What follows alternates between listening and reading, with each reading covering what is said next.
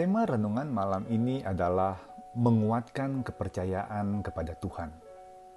Daud sedang mengalami gelombang demi gelombang pergumulan yang berat yang datang secara bertubi-tubi kepadanya, yakni kehilangan kedua istrinya, kehilangan anak-anaknya, serta harta bendanya, dan nyawanya juga sudah di ujung tanduk oleh karena para pengikutnya mau melempari dia dengan batu sampai mati.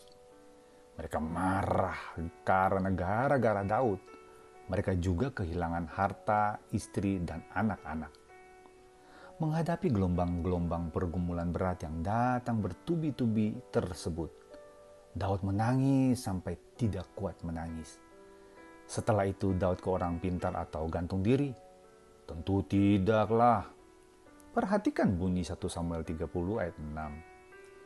Dan Daud sangat terjepit karena rakyat mengatakan hendak melempari dia dengan batu.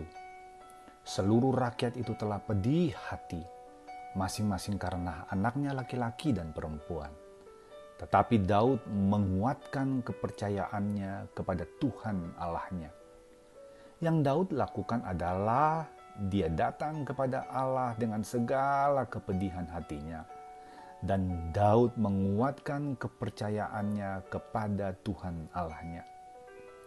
Sedang susah karena kehilangan harta dan keluarga, bahkan terjepit mau dibunuh oleh para pengikut, tidak membuat Daud putus asa, meninggalkan Tuhan karena sudah mengecewakan dia, malah dia berlari-lari datang kepada Allah untuk menguatkan kepercayaannya kepada Bapa Surgawi. Daud yang proaktif loh.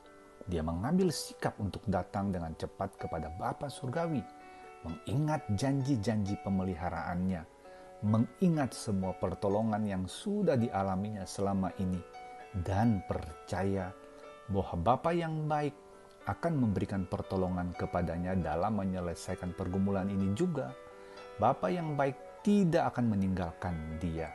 Luar biasa. Mengapa Daud bisa bersikap seperti demikian, yakni menguatkan kepercayaannya kepada Allah ketika dia sedang di dalam masa kesusahan yang bertumpuk-tumpuk tersebut?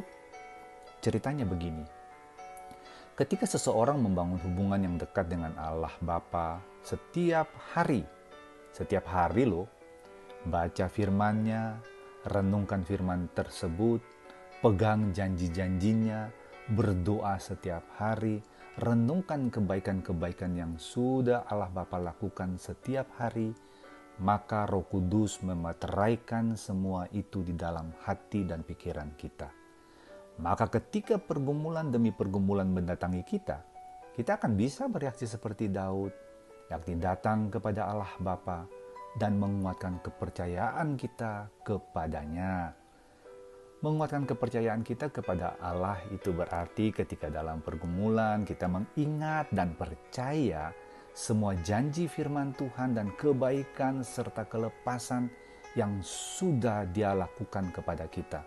Dan Dia kembali akan melepaskan kita dari pergumulan yang sekarang ini sedang kita alami.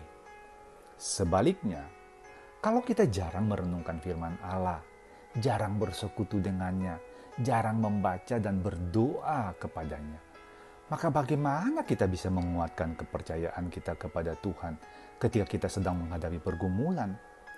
Dengan apa kita menguatkan kepercayaan kita kepada Allah? Tidak ada. Jadi menguatkan kepercayaan kepada Allah hanya bisa dilakukan dengan baik oleh orang-orang yang setiap hari dengan setia membaca dan merenungkan firman-Nya, serta memiliki hubungan yang dekat dengan Allah, karena setiap hari hubungan itu dipupuk dengan baik dan dimeteraikan oleh Roh Kudus. Bapa yang baik, tolonglah kami setiap hari bersekutu, membaca firman-Mu, dan bercerita dengan Engkau, supaya kami semakin dekat dengan Engkau, dan Roh Kudus tolonglah meteraikan itu dalam hati kami, supaya kami semakin bertumbuh di dalam iman kami kepadamu. Amin. Kiranya renungan malam ini menjadi berkat bagi kita semua. Salam kemenangan dari Billy Liline. Selamat malam, selamat beristirahat. Tuhan Yesus memberkati kita semua. Haleluya. Amin.